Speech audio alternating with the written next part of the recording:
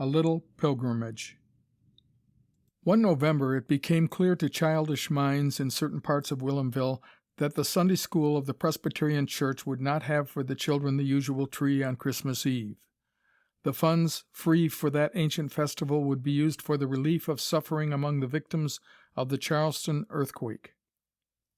The plan had been born in the generous head of the superintendent of the Sunday school, and during one session he had made a strong plea that the children should forego the vain pleasures of a tree and, in glorious application of the Golden Rule, refuse a local use of the fund, and will that it be sent where dire pain might be alleviated.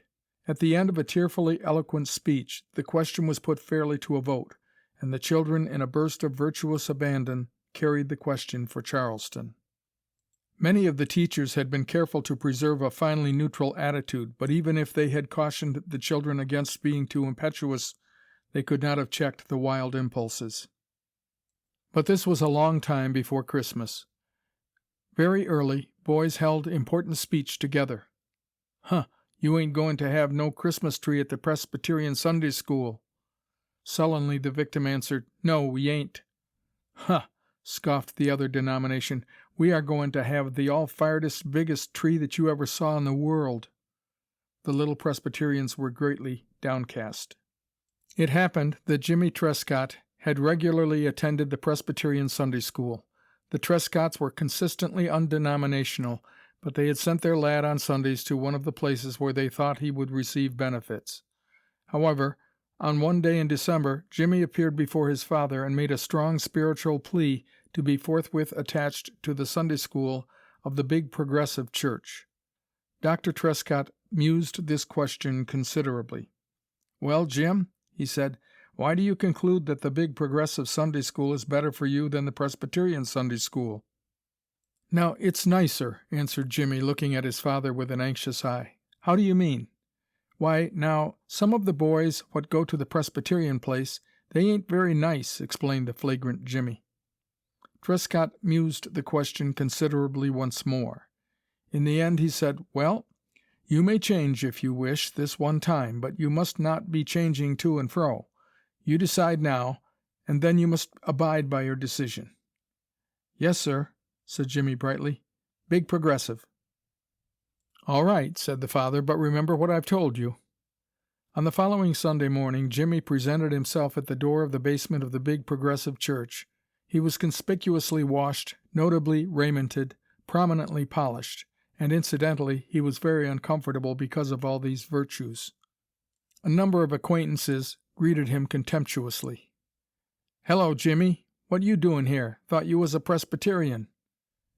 Jimmy cast down his eyes and made no reply. He was too cowed by the change. However, Homer Phelps, who was a regular patron of the big Progressive Sunday School, suddenly appeared and said, "Hello, Jim."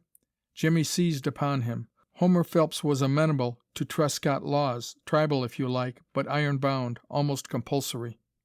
"Hello, Homer," said Jimmy, and his manner was so good that Homer felt a great thrill in being able to show his superior a new condition of life. "You ain't never come here afore, have you?" he demanded, with a new arrogance. "No, I ain't," said Jimmy. Then they stared at each other and maneuvered. "You don't know my teacher," said Homer. "No, I don't know her," admitted Jimmy, but in a way which contended modestly that he knew countless other Sunday school teachers. "Better join our class," said Homer sagely. "She wears spectacles, don't see very well. Sometimes we do almost what we like." "All right," said Jimmy, glad to place himself in the hands of his friends. In due time they entered the Sunday school room, where a man with benevolent whiskers stood on a platform and said, "We will now sing number 33, 'Pull for the Shore, Sailor, Pull for the Shore.'" And as the obedient throng burst into melody, the man on the platform indicated the time with a fat, white, and graceful hand. He was an ideal Sunday school superintendent, one who had never felt hunger or thirst or the wound of the challenge of dishonor. A man, indeed, with beautiful flat hands who waved them in a greasy, victorious beneficence over a crowd of children. Jimmy, walking carefully on his toes, followed Homer Phelps. He felt that the kingly superintendent might cry out and blast him to ashes before he could reach a chair. It was a desperate journey, but at last he heard Homer muttering to a young lady, who looked at him through glasses which greatly magnified her eyes. "A new boy," she said, in an oily and deeply religious voice. "Yes'm," said Jimmy, trembling. The 5 other boys of the class scanned him keenly and derided his condition. "We will proceed to the lesson," said the young lady. Then she cried sternly, like a sergeant, "The 7th chapter of Jeremiah." There was a swift fluttering of leaflets. Then the name of Jeremiah, a wise man, towered over the feelings of these boys. Homer Phelps was doomed to read the 4th verse. He took a deep breath. He puffed out his lips. He gathered his strength for a great effort. His beginning was childishly explosive. He hurriedly said, "Trust ye not in lying words, saying the temple of the Lord, the temple of the Lord, the temple of the Lord are these." "Now," said the teacher, "Johnny Scanlon, tell us what these words mean." The Scanlon boy shamefacedly muttered that he did not know. The teacher's countenance saddened. Her heart was in her work. She wanted to make a success of this Sunday school class. "Perhaps Homer Phelps can tell us," she remarked. Homer gulped. He looked at Jimmy. Through the great room hummed a steady hum. A little circle very near was being told about Daniel in the lion's den. They were deeply moved. At the moment they liked Sunday school. "Why, now, it means," said Homer with a grand pomposity born of a sense of hopeless ignorance, it means that they were in the wrong place." "No," said the teacher profoundly, "it means that we should be good, very good indeed. That is what it means. It means that we should love the Lord and be good. Love the Lord and be good. That is what it means." The little boys suddenly had a sense of black wickedness as their teacher looked austerely upon them. They gazed at her with the wide-open eyes of simplicity. They were stirred again. This thing of being good, this great business of life, apparently it was always successful. They knew from the fairy tales. But it was difficult, wasn't it? It was said to be the most heartbreaking task to be generous, wasn't it? One had to pay the price of one's eyes in order to be pacific, didn't one? As for patience, it was tortured martyrdom to be patient, wasn't it? Sin was simple, wasn't it? But virtue was so difficult that it could only be practiced by heavenly beings, wasn't it? And the angels, the Sunday school superintendent, and the teacher swam in the high visions of the little boys as beings so good that if a boy scratched his shin in the same room, he was a profane and sentenced devil. "And," said the teacher, "the temple of the Lord. What does that mean? I'll ask the new boy. What does that mean?" "I don't know," said Jimmy blankly. But here the professional bright boy of the class suddenly awoke to his obligations. "Teacher," he cried, "it means church, same as this." "Exactly," said the teacher, deeply satisfied with this reply. "You know your lesson well, Clarence. I am much pleased."